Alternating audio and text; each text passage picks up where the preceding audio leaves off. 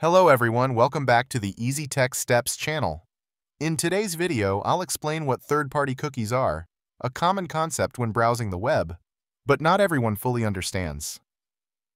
Cookies are small files that websites store in your browser to remember information, making your browsing experience more convenient. For example, when you log into a website, cookies help keep you signed in so you don't have to enter your login details every time you visit. So, what are third-party cookies? Let's use an easy-to-understand example. Imagine you are visiting an online shoe store. This website uses cookies to remember the products you've viewed. But besides the cookies created by the shoe store itself, an advertising company such as Google Ads might also place cookies in your browser. These cookies are not created by the shoe store, but by a third party, Google Ads. These are called third-party cookies. Third-party cookies are often used by advertising companies to track your browsing behavior across multiple websites.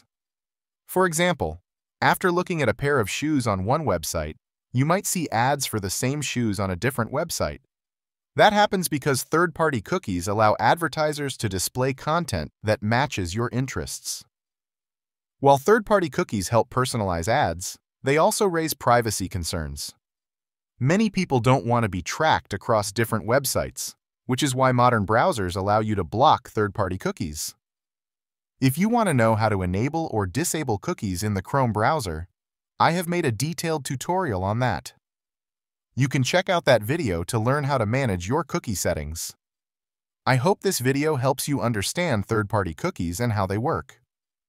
If you found this video helpful, don't forget to like, subscribe, and turn on notifications so you won't miss future tutorials. Thank you for watching, and see you in the next video.